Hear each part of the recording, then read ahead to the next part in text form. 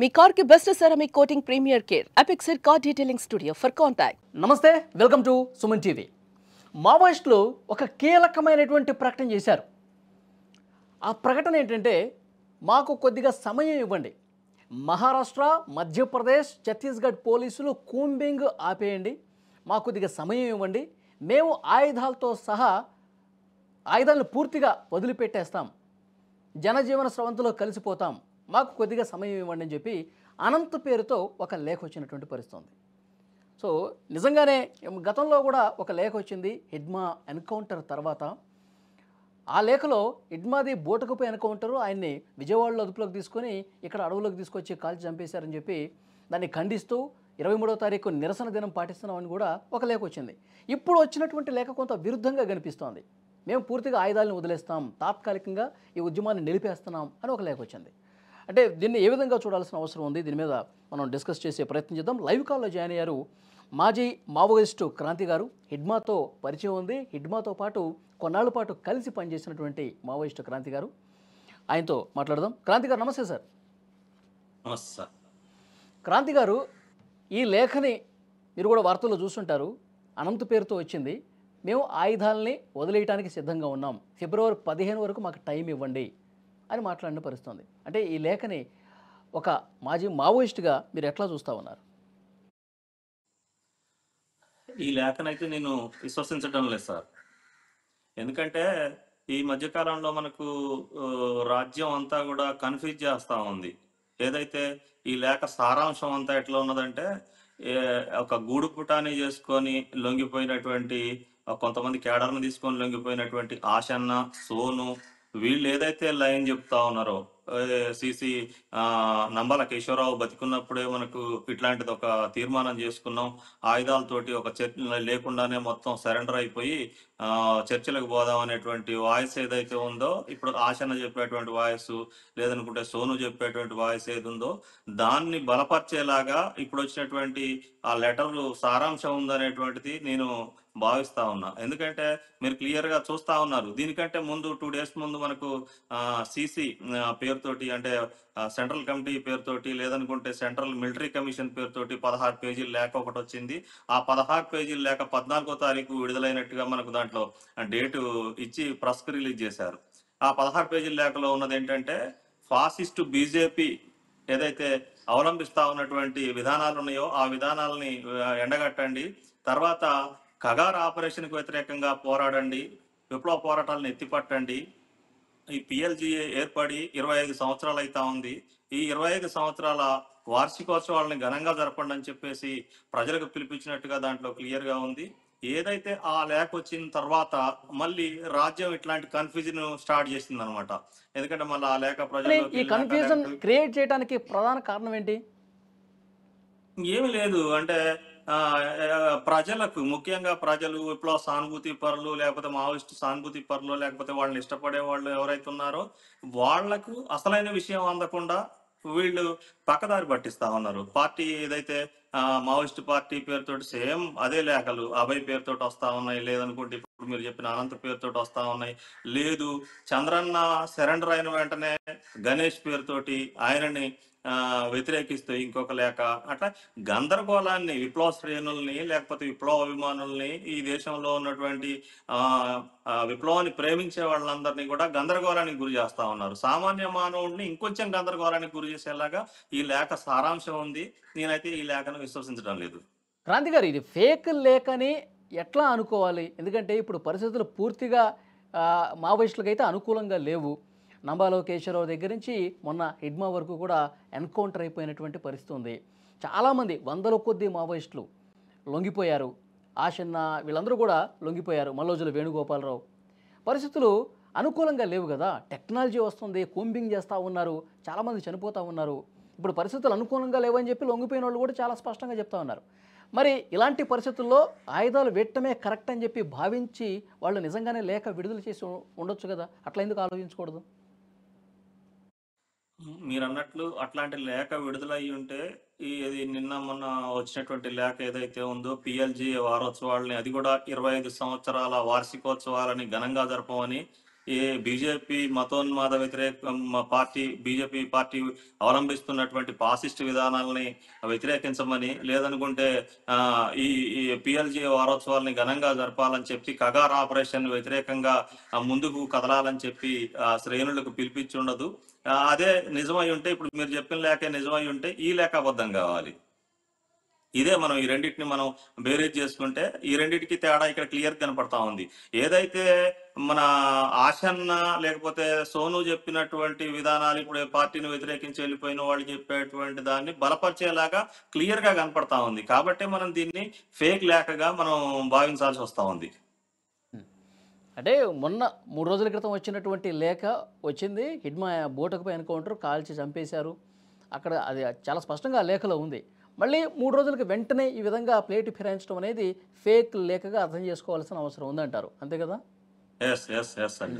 అయితే సార్, ఇప్పుడు గతంలో రాసినటువంటి లేఖ, హిడ్మా మృతి తర్వాత వచ్చినటువంటి లేఖ చూస్తే ఆయన్ని విజయవాడలో అదుపులోకి తీసుకున్నారు. విజయవాడలో ఒక ఆసుపత్రిలో చికిత్స పొందుతుంటే ఆయన అదుపులోకి తీసుకొని మారేడుమిల్లికి తీసుకుపోయి అక్కడ చంపేసి ఎదురుకాల్పుల్లో చనిపోయాడని చెప్పి చిత్రీకరించారని కూడా ఆ లేఖలో ఉంది, 3 రోజుల క్రితం వచ్చిన లేఖలో.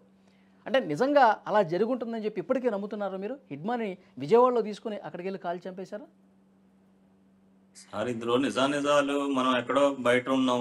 ఆ పార్టీకి ఉన్నటువంటి సమాచారం ఏంటో మనకి తెలియదు. రియల్ గా మనం అనుకోవడానికి కూడా మీరు ఇడమాని వాళ్లే రాజ్యమే చాలా గొప్పగా చెప్పింది. రాజ్యం ఏం చెప్పింది? ఇడమా అంటే ఒక 200-300 మంది సైన్యంతో ఉంటాడు. ఇల్మా అంటే ఒక బెటాలియన్ కమాండరు. మావోయిస్ట్ పార్టీలో ఒక కీలకంగా ఒక సెంట్రల్ కమిటీలో ఉన్నటువంటి ఇడమా ఆ సామాన్యుడు కాదు, 200-300 మంది పోలీసులను చంపిండని చెప్పేసి పోలీసులే చెప్పింది, ప్రభుత్వమే చెప్పింది. మరి పోలీసులు ప్రభుత్వం చెప్పినట్టుగా 200-300 మందితో ఉండే ఎడుమా మీద కాల్పులు జరిగినప్పుడు కేవలం ఒక రోజు 4, ఇంకొక రోజు 6, లేకపోతే 7, మొత్తం 11 మందిని లెక్క చూంచారు.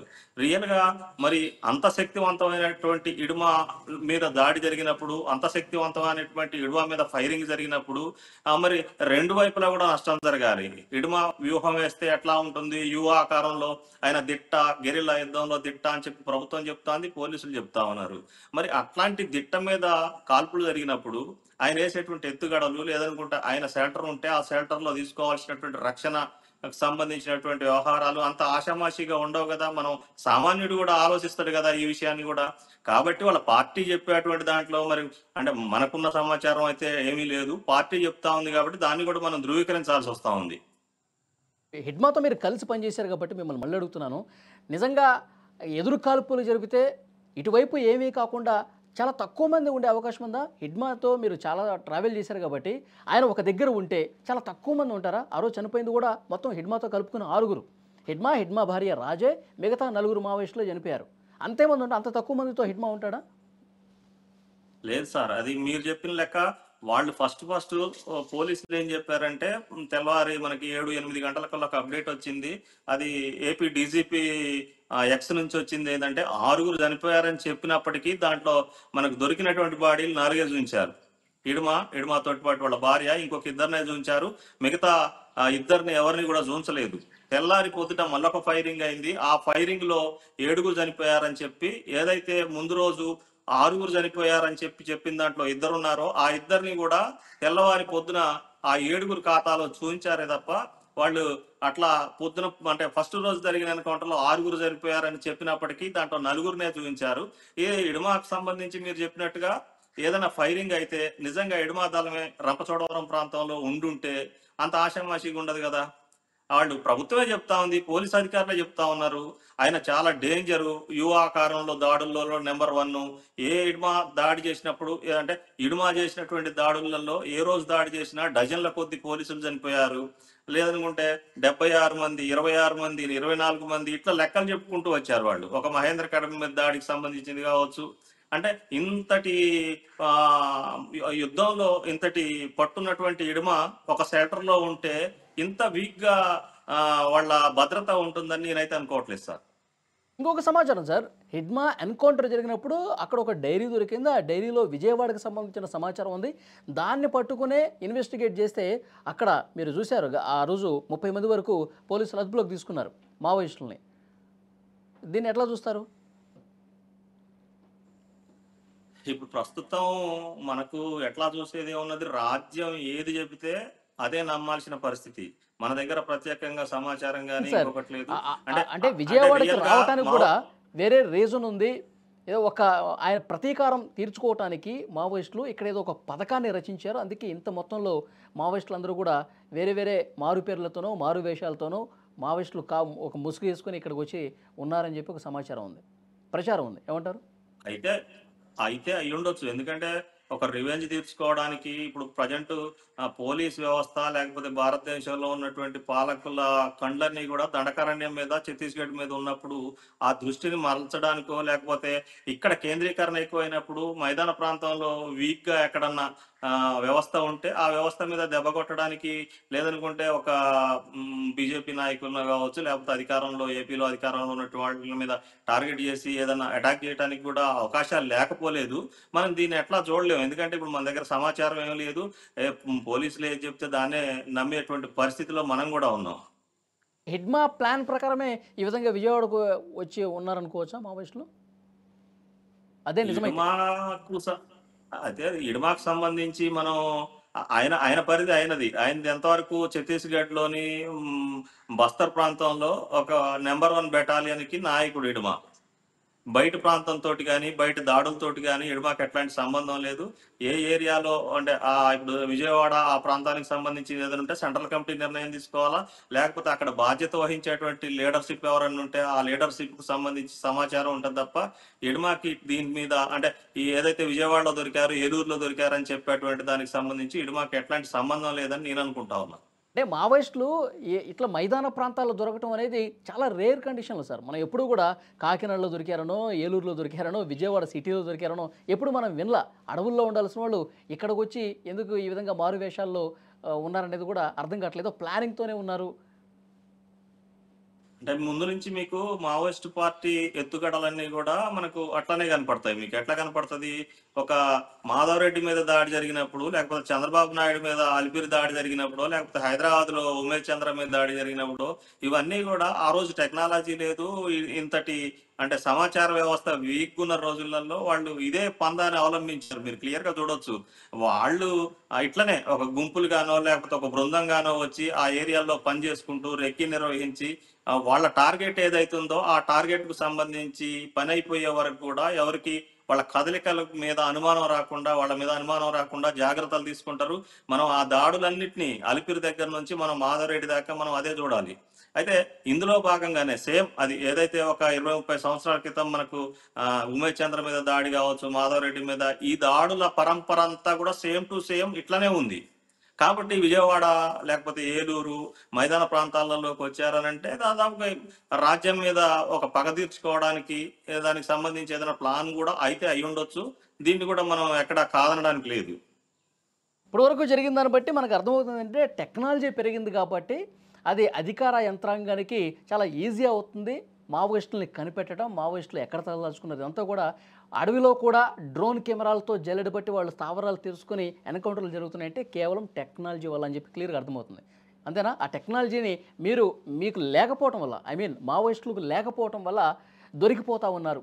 అంతేనా? అలాగే అర్థం చేసుకోవచ్చా? అవును, అవును. ఇది 100% నిజం మీరు చెప్పింది. ప్రస్తుతం మావోయిస్ట్ పార్టీ కూడా ఆలోచించాల్సింది ఏంటంటే, ఇప్పుడున్నటువంటి ప్రభుత్వం దగ్గర ఉన్నటువంటి ఈ టెక్నాలజీని అందిపుచ్చుకునేంత సామర్థ్యత మావోయిస్ట్ పార్టీకి లేదు. ఒకవేళ మావోయిస్ట్ పార్టీ మనుగడ సాగించాలంటే తప్పకుండా ఏదైతే టెక్నాలజీ ఉందో ఈ టెక్నాలజీకి దూరంగా ఉండాల్సిందే వాళ్ళు. మళ్ళా గెరిల్లా యుద్ధం లేదనుకుంటే ప్రజల్లో ఉండి చేయాలనుకున్నప్పుడు ఇవన్నీ ఈ టెక్నాలజీకి సంబంధించిన ఫోన్లు కానీ, లేకపోతే ఇంకా వాళ్ళు వాడేటువంటి ఎలక్ట్రానిక్ పరికరాలు ఏవైతే ఉన్నాయో వాటన్నిటిని వదులుకోకపోతే ఇదే మనకు పునరావృతం అవుతా ఉంది.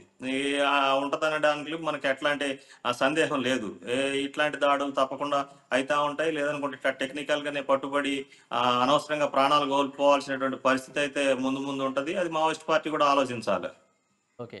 సో ఇప్పుడు వచ్చినటువంటి లేఖ పూర్తిగా ఫేక్ లేఖ, ఇందులో వాస్తవం లేదని చెప్పి మీరు నమ్ముతా ఉన్నారు.